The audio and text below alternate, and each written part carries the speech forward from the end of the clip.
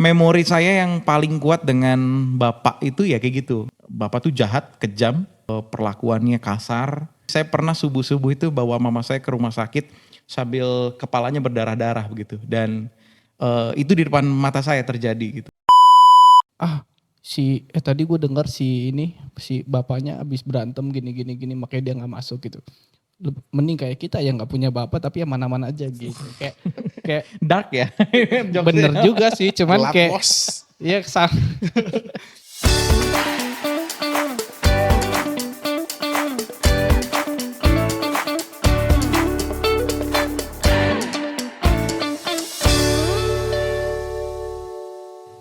Shalom semuanya, welcome back to podcast Everyone's Story. When everyone has story and story for everyone. Hari ini kita akan bakal bahas mengenai fatherless. Aku udah ngumpulin fakta-fakta di lapangan. Oke, kita bahas fakta yang pertama. Menurut narasi 4 Mei 2023, Indonesia disebut menjadi negara fatherless ketiga di dunia. Hal tersebut berarti banyak anak-anak di Indonesia yang kekurangan sosok ayah dalam hidupnya. Fakta kedua, 12,7% rumah tangga di Indonesia dikepalai oleh perempuan. Hal ini dapat terjadi karena suami telah meninggal ataupun terjadinya perceraian. Menurut Badan Pusat Statistik tahun 2022. Fakta terakhir,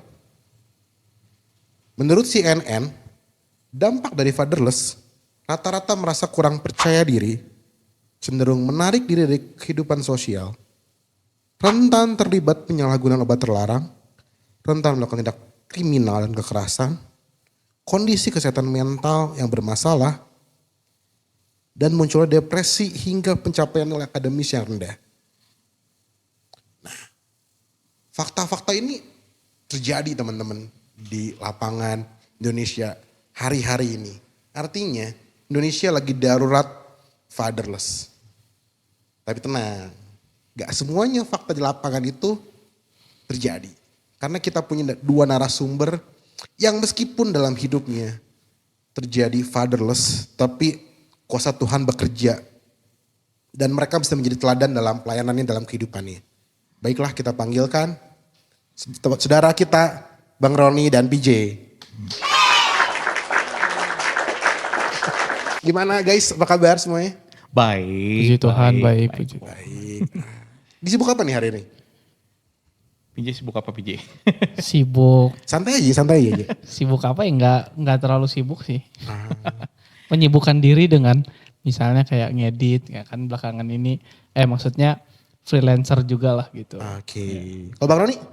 Kalau saya sekarang ini kerja sekaligus melayani di salah satu NGO di Indonesia. Kita kerja untuk anak-anak yang miskin supaya mereka dilayani keluar dari kemiskinan. Terus sibuk juga pelayanan ya di Aruna 3PM Oke. sebagai tim dari Pak Gembala kita ya gitu.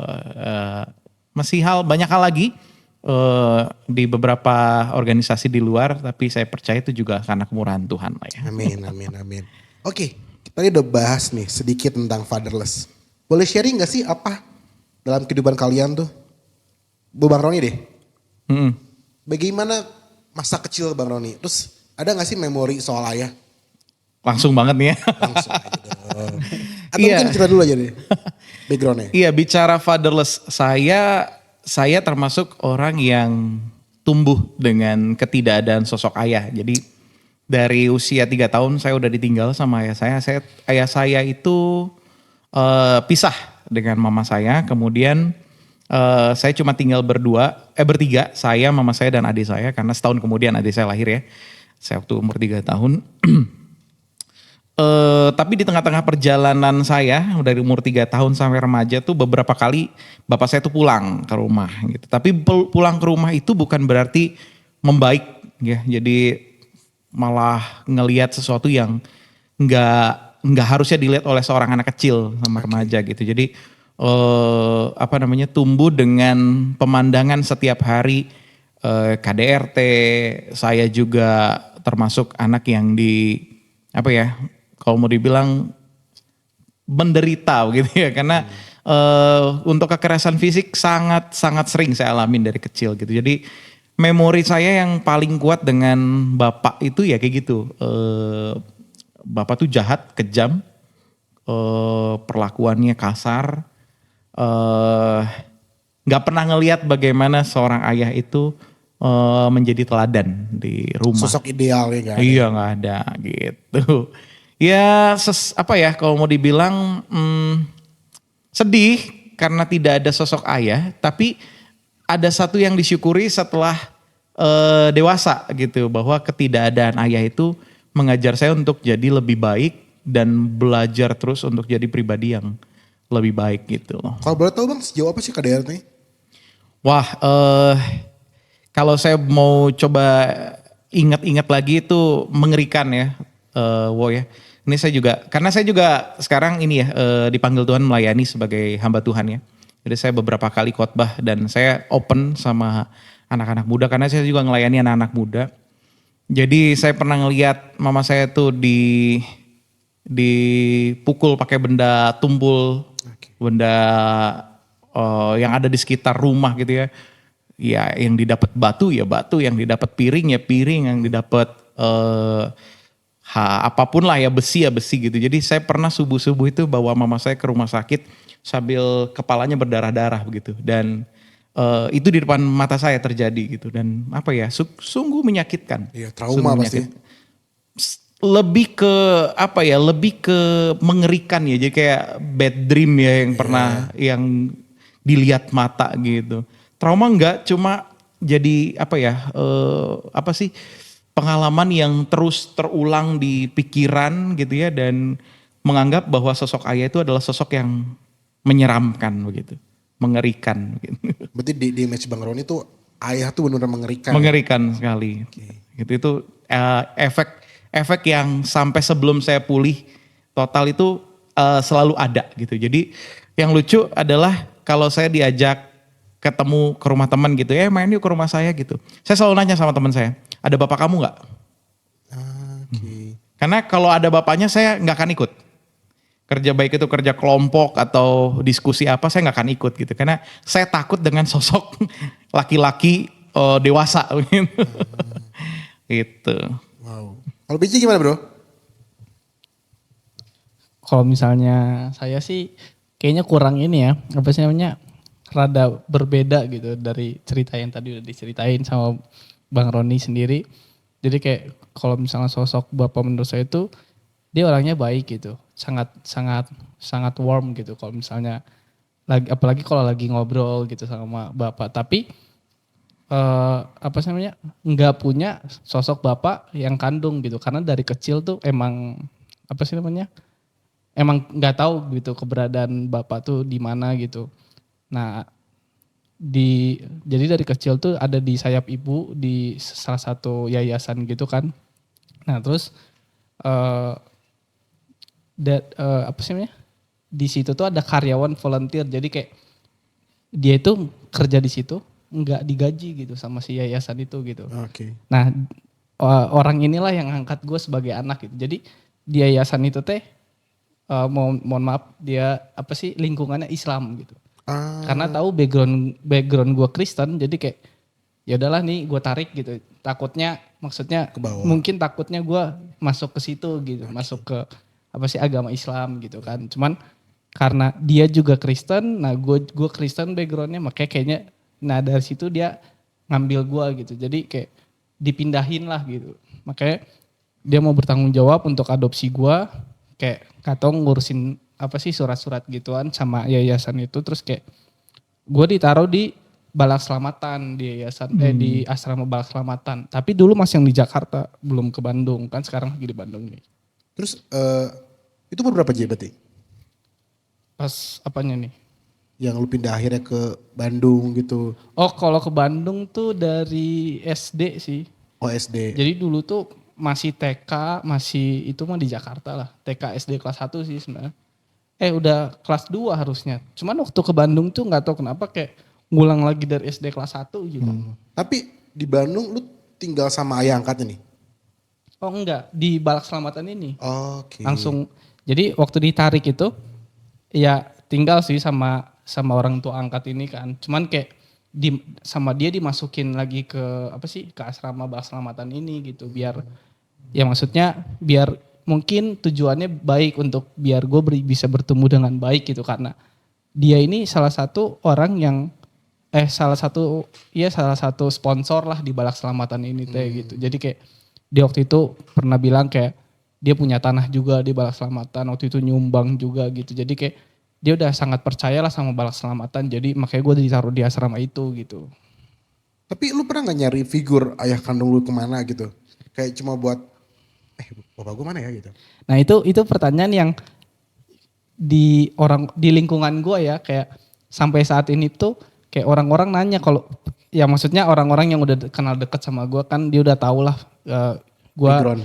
backgroundnya gimana, terus kayak lu nggak ada kepikiran nyari gitu, kayak ya puji Tuhannya nggak pernah kepikiran sama sekali gitu. Jadi kayak mungkin apa sih namanya, dengan perjalanan hidup gue yang itu teh apa sih namanya, Tuhan punya maksud gitu. Jadi kayak ya buat apa kalau misalnya Tuhan kerencanain jalan hidup gue kayak gini, terus ngapain lagi gue harus turning back gitu, kayak ngapain lagi gue harus lihat ke belakang buat nyari-nyari tahu apa sih background gue yang sebenarnya gitu. Tapi lu pernah gak ngerasa kayak apa ya, kok bokap gue hilang gitu, kok gue tinggalin di sini gitu, pernah gak? Oh enggak.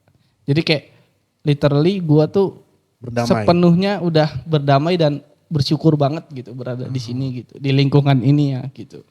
Kayak nggak pernah ngerasa kayak wah gue dibuang, gue nggak dipeduliin sama orang tua kandung gue gitu, nggak pernah sih. Mungkin karena sosok orang tua angkat gue ini kali ya. Oke. Berarti coba bagaimana perasaan, kan kalau Bang Roni kan tadi kan masa kecil, sekarang tumbuh kembang zaman remaja nih. Maksudnya kalau Bang Roni kan sosoknya ada tapi nggak ada kan? Iya, nggak berperan. Ya. Ya, gimana dalam perjalanan sekolah remaja gitu? Kalau saya tumbuh tanpa sosok ayah itu menyakitkan, menyedihkan. Kenapa? Saya pernah jadi bahan bully. Bahan bully itu ketika teman-teman sebaya gitu ya, itu datang bagi raport gitu ya, ada bapaknya datang sama mamanya gitu ya. Ini saya yang datang cuma ibu gitu ya, atau sosok mama doang. Tuh sempat diejek gitu, mana bapak lu? Kawin lagi ya? Jadi kayak gitu. Jadi bahan bully yang sebenarnya zaman masih SD SMP itu kita nggak kuat nanggung itu gitu loh. Dan jadinya efeknya rendah diri gitu ya. Jadi saya pernah punya pengalaman SD SMP itu ya, itu kan pas lagi akil balik ya, remaja. Itu betul-betul saya tuh benci sekali untuk datang atau bergaul sama teman-teman di sekolah. Kenapa? Karena setiap kali ngomongin soal bapak ya, pasti yang paling disorot saya. Karena satu kelas nih, yang gak punya bapak cuma saya. Yang gak ada sosok bapaknya gitu. Yang lain tuh punya semua. Itu gak tahu kenapa itu dari zaman SD SMP tuh begitu gitu. Dan akhirnya minder, akhirnya even untuk ngomong di depan kelas untuk tampil gitu, nggak kayak sekarang ya. Sekarang mau tampil di depan mau ngomong kayak apa juga pede-pede aja, itu karena sudah dirubah lah ya. Tapi waktu dulu sebelum di jamaah Tuhan, sebelum berubah, even buat ngomong sama orang dewasa itu belepotan gitu. Apa sih kalau bilangnya, gagap ya, kayak gagap gitu ya. Au gitu terus, dan gemeter, keringat dingin gitu, nggak berani pokoknya tampil di depan, nggak berani, karena itu pengaruh banget ke kepercayaan diri gitu.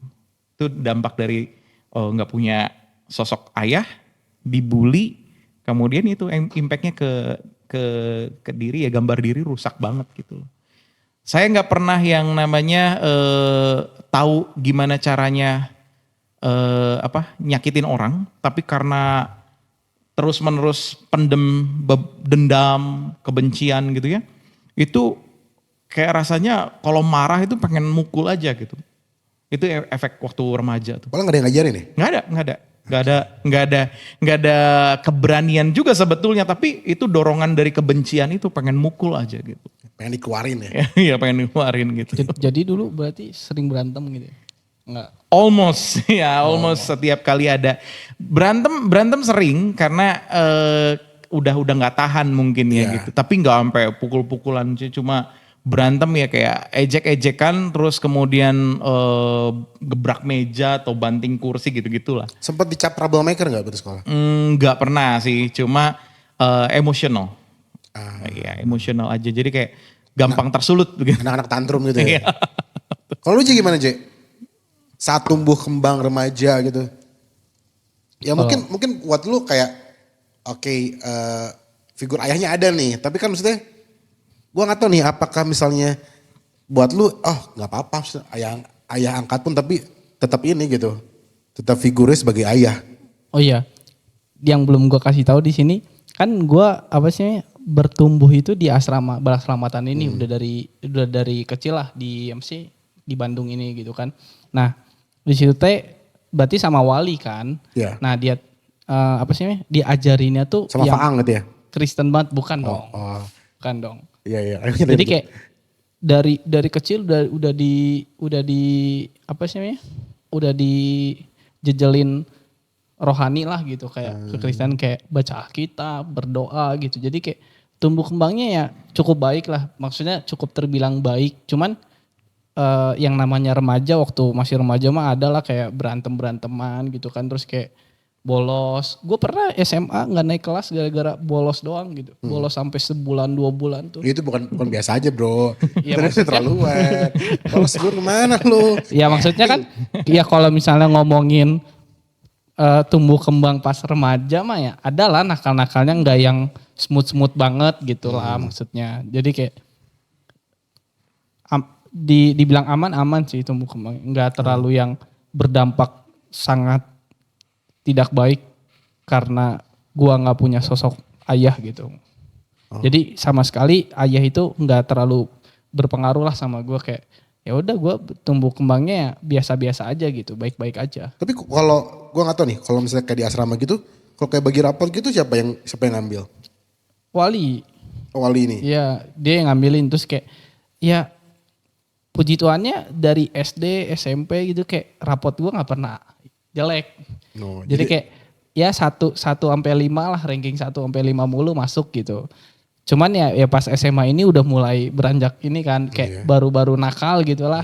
Langsung gak naik kelas gitu. Terus hubungannya gimana? Maksudnya kan sebagai anak remaja gitu dulu ya.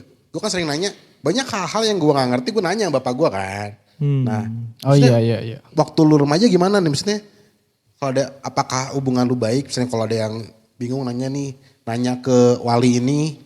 Atau misalnya udah cuma sekedar sadarnya aja. Lu tahu nih, lu sayang gua sayang lu, beres gitu.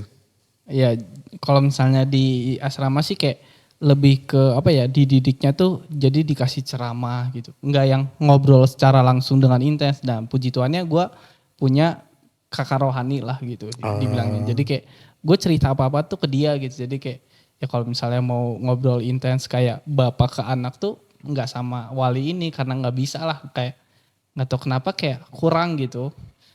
Kurang oke lah gitu kayak lebih ke dia tuh nyeramahin kita aja kalau kita lagi salah gitu.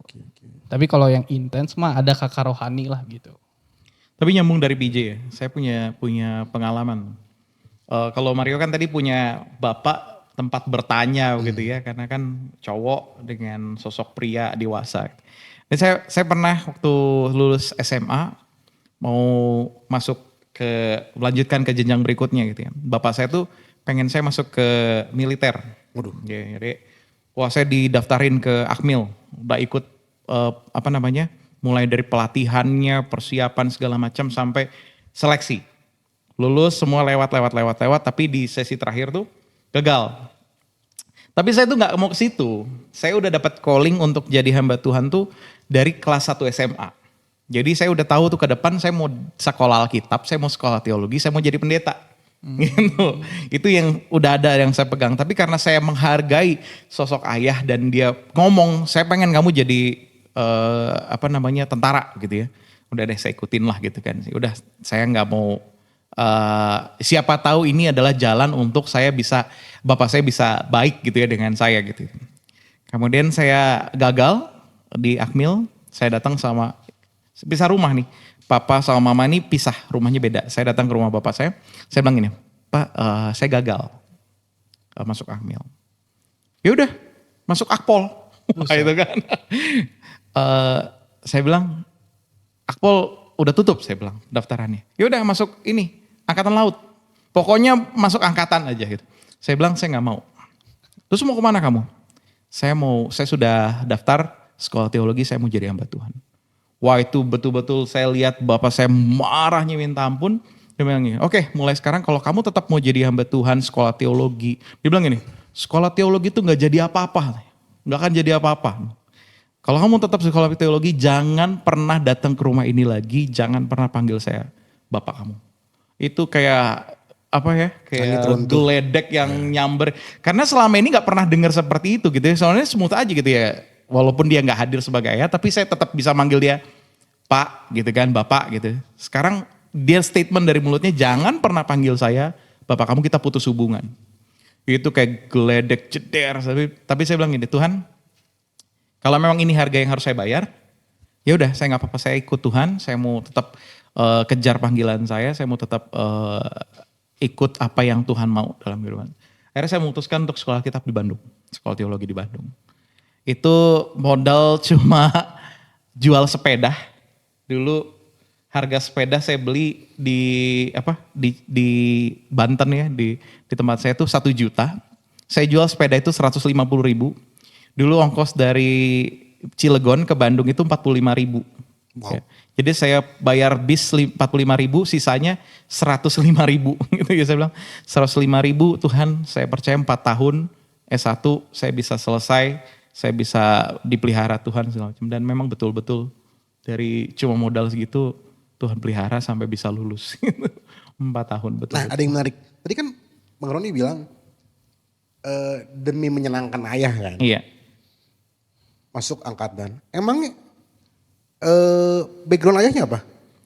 Biasa BUMN aja lah. Oh jadi dia tidak ada kayak wah pengen meneruskan nih. Enggak. Oh dan sebenarnya kan Bang Roni bilang pengen masuk biar menyenangkan orang tua kan. Iya. Berarti masih ada kerinduan itu di saat ya tidak ada sumbangsi dalam hidup.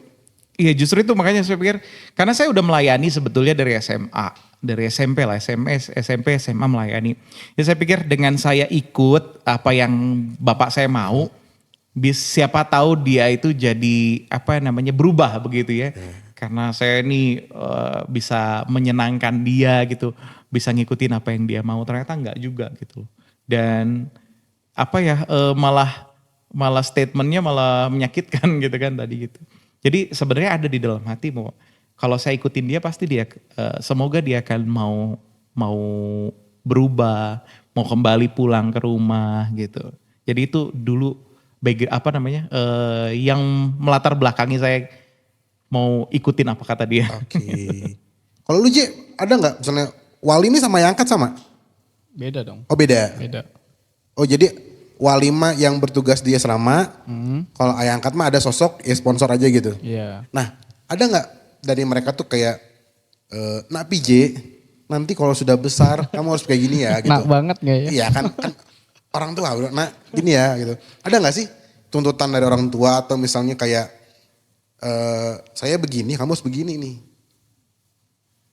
Nggak ada sih, jadi kayak kalau di asrama ini mah kayak malah mereka ngedukung apa yang kita mau gitu. Jadi apa yang kita cita-citakan mereka ngedukung banget. Jadi kayak dulu gue SMA kan di penerbangan sekolah SMK Negeri 12 Bandung.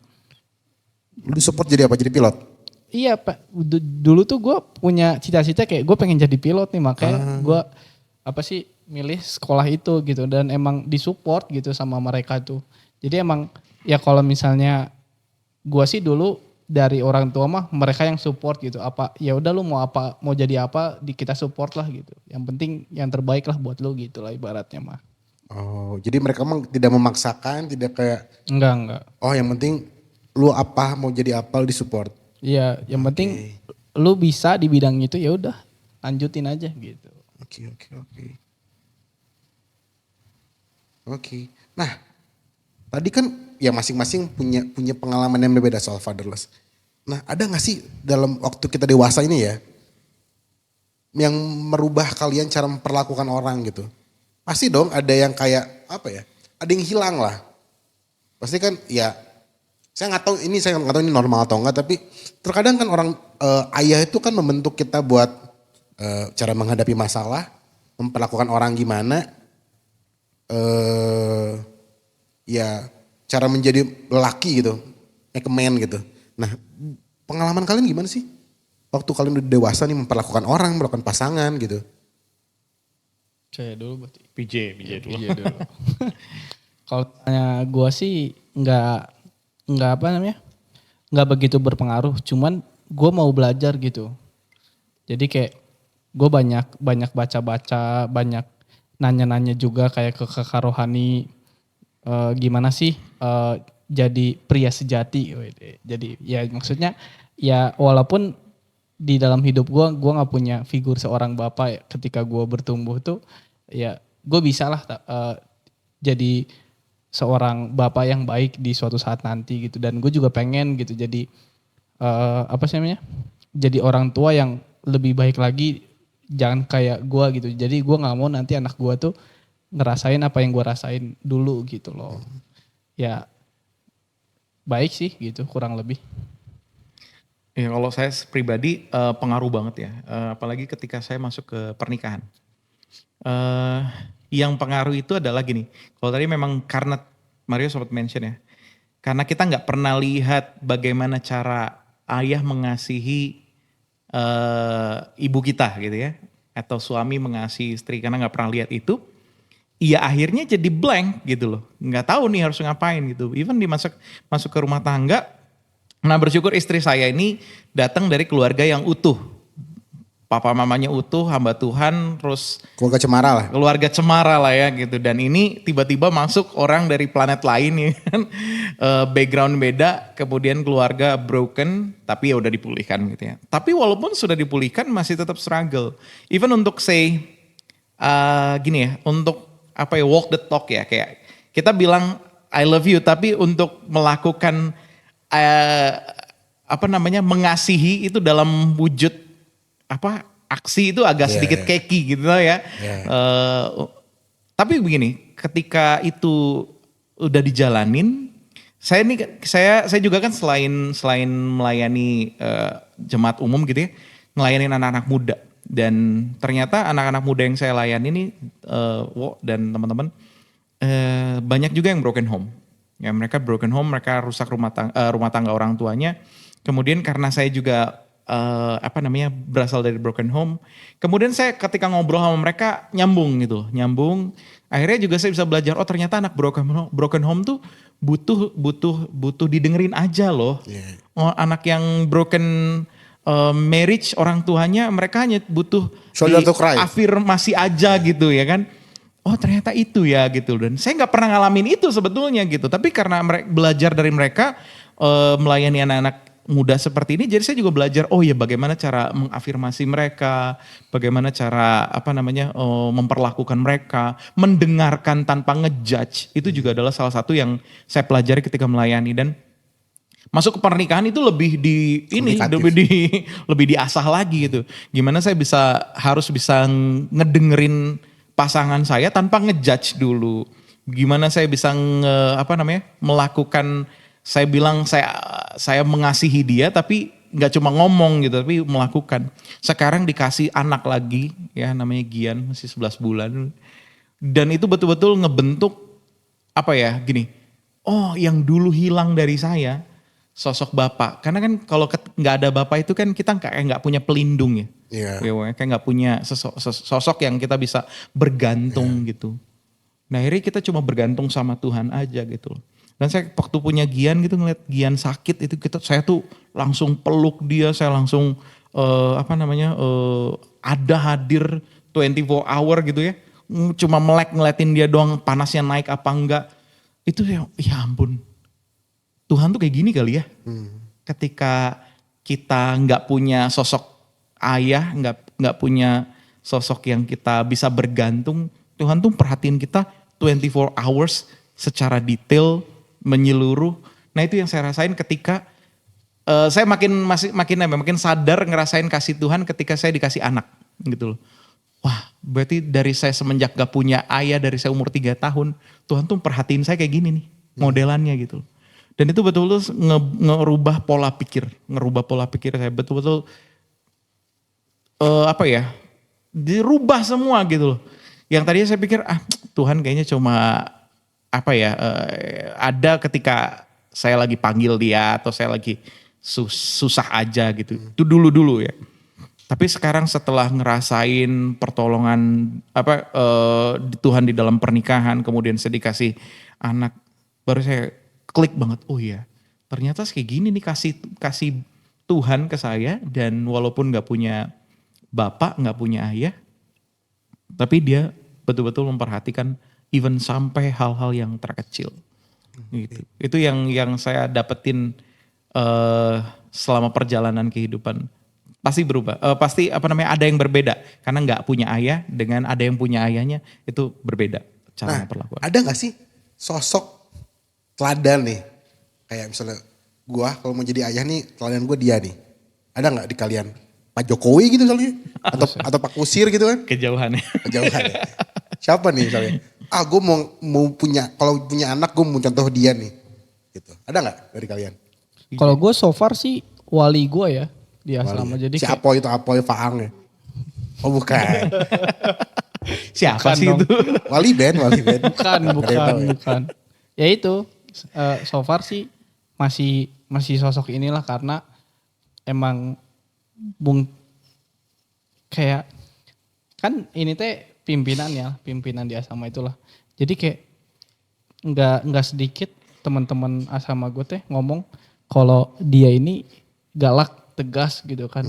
Nggak suka lah sama dia teh. Tapi beda sama gue teh POV ke ke kepala asrama ini teh kayak enggak kok, kayak baik kok gitu, kayak beda banget lah gitu. Karena ya itu gue udah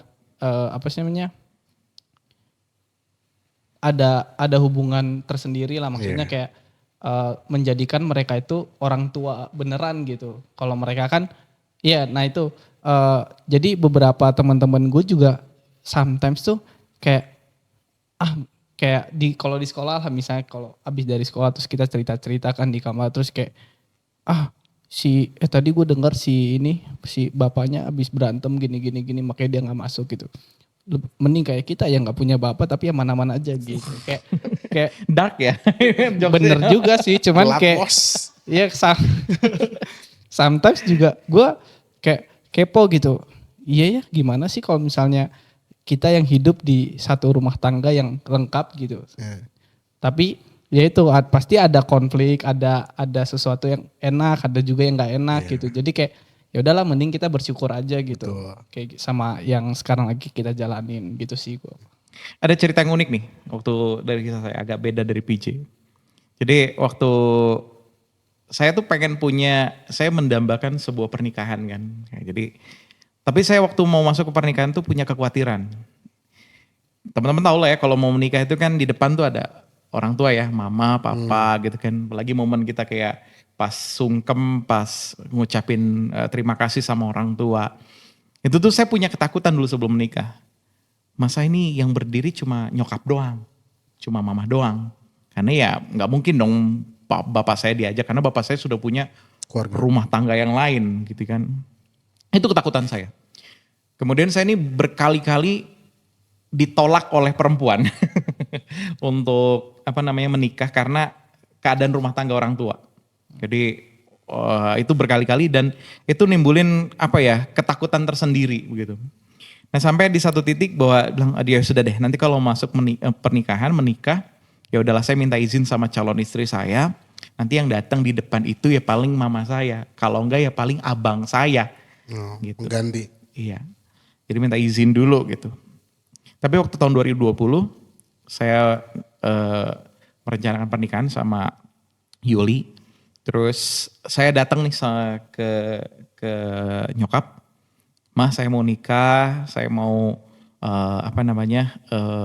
mama nanti ada di depan, supaya saya bisa nanti memperkenalkan bahwa ini loh sosok seorang ibu yang selama ini jadi pahlawan iman, yang ngajarin saya bagaimana mengampuni, yang ngajarin saya bagaimana dia bisa melepaskan berkat walaupun ke orang yang pernah nyakitin dia, sehingga saya diajar untuk ngampunin bapak saya gitu ya.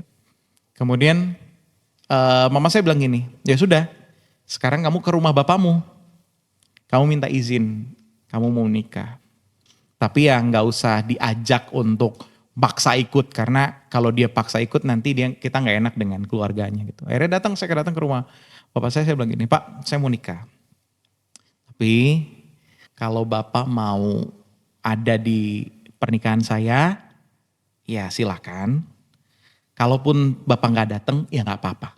Saya sudah bisa menerimanya. Gitu. Lebih ke statement ya betul ya? Iya, karena pasti dia kan nggak akan terima dengan ya memang karakternya lah ya, karakter orang Batak gitu kan, dengan pride-nya yang tinggi gitu.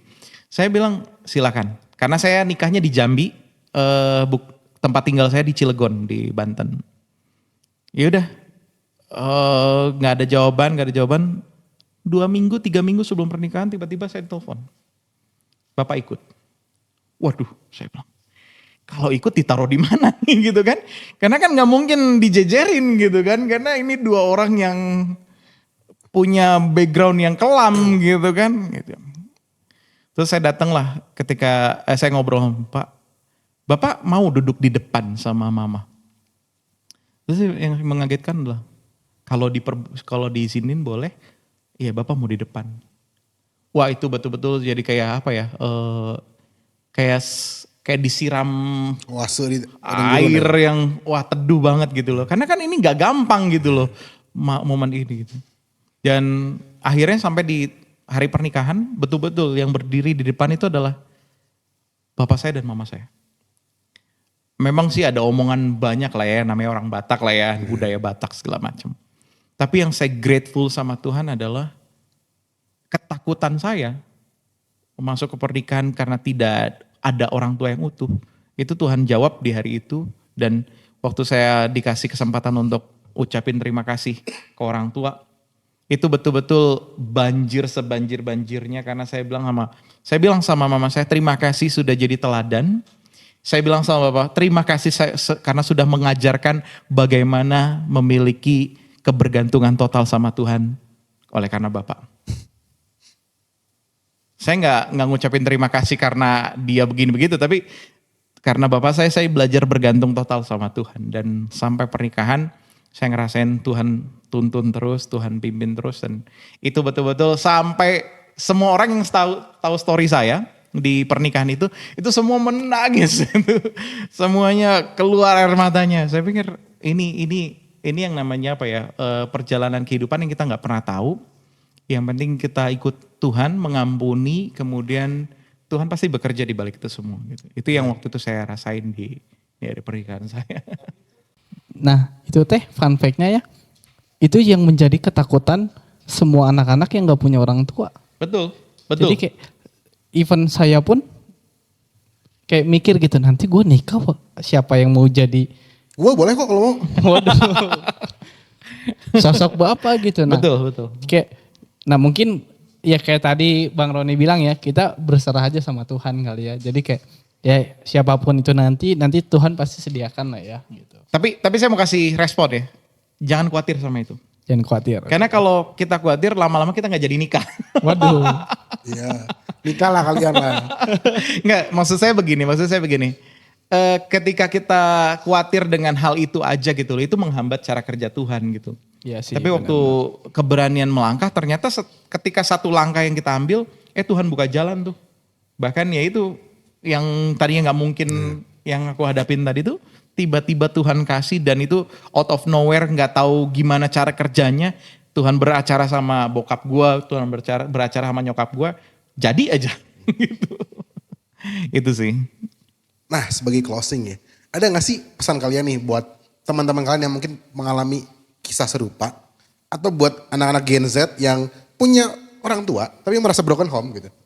Nah, dan kalau bisa Pakai ayat boleh sih. Cek. Kita kan rohani dikit ya. Generasi muda ya, teman-teman anak muda ya. It's complicated kalau kita ada di kondisi fatherless. Karena kalau kita orang yang gini ya, kalau kita terlalu banyak menuntut harus hadir orang tua atau kita bilang malah Tuhan gak adil melahirkan gue di keluarga kayak gini, itu malah nutup pintu tangan Tuhan bekerja buat kita. Tapi kalau kita, itu tadi kata PJ, berdamai dengan keadaan, nah yang terpenting itu apa? Belajar mengampuni.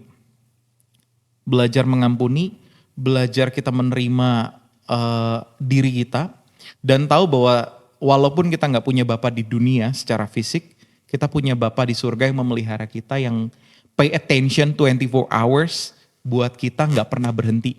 Itu aja udah cukup. Nah kalau kita udah di level itu, buat saya itu adalah hal yang membuat pintu-pintu mujizat akan kebuka gitu. Tapi kalau kita terus menerus terpuruk bahwa keadaan gak terima dengan keadaan, gak terima menyalahkan orang tua kita, bahkan menyalahkan kelahiran kita di tengah-tengah keluarga yang broken, itu gak akan ngebuka kuasa Tuhan sama sekali gitu loh. Jadi buat saya concern sama anak-anak muda yang ada di kondisi kayak gini, if you are in a broken family, jangan menyalahkan siapapun. Lu gak salah, Tuhan gak salah, dan gak ada yang salah. Karena Tuhan bisa rubah yang sampah jadi sesuatu yang berharga. Even saya mau bagikan sama teman-teman, kalau saya hari ini bisa melayani Tuhan, bisa dibawa Tuhan sampai ke melayani anak-anak muda di beberapa tempat, bahkan gereja-gereja, itu bukan karena hebatnya saya gitu, tapi karena saya bisa menerima bahwa selalu ada hal yang baik yang Tuhan kerjakan, bahkan di tengah kekacauan. In the midst of chaos, Tuhan pasti selalu akan ngerjain sesuatu yang baik. Saya selalu pegang ayat ini dari saya remaja, teman-teman, di Mika 2 ayat 13. Bilang begini, penerobos akan maju di depan mereka akan menerobos dan berjalan, melewati pintu gerbang dan akan keluar dari situ. Raja mereka akan berjalan terus di depan mereka, Tuhan sendiri di kepala barisan mereka. Ini saya selalu pegang bahwa Tuhan tuh selalu ada di depan saya, menerobos tembok-tembok yang tinggi, menerobos semak belukar, bahkan hutan belantara, bahkan menerobos lautan, sampai lautan itu kebelah dua. Karena saya tahu yang berjalan di depan saya ini yang Maha Kuasa. Nah itu yang saya pegang terus sampai hari ini. Dan semoga ini juga jadi berkat buat teman-teman yang ngedenger bahwa keadaan kita atau keadaan kalian yang lagi bahkan benar-benar di lembah kekelaman, keadaan kalian yang di tengah situasi yang sukar, family yang gak jelas gimana keadaannya. Tapi kalau kalian percaya Tuhan yang berjalan di depan kalian, percayalah bahwa Tuhan akan buka sesuatu yang luar biasa di depan kalian. Itu yang gue pegang dari zaman gue remaja sampai hari ini. Kalau misalnya dari pengalaman gue, kayak ternyata sosok orang tua tuh juga ini banget ya sama mental kita sebagai anak-anak gitu. Kayak gue juga punya temen yang dia tuh suka banget ngarangin cerita gitu bahwa dia tuh punya orang tua yang oke, yang apa sih, yang mapan, yang ideal gitu. Padahal dia tuh nggak punya orang tua gitu sebenarnya tuh, makanya dia di asrama itu teh, karena dia udah nggak punya siapa lagi, nggak punya siapa-siapa atau keluarga gitu.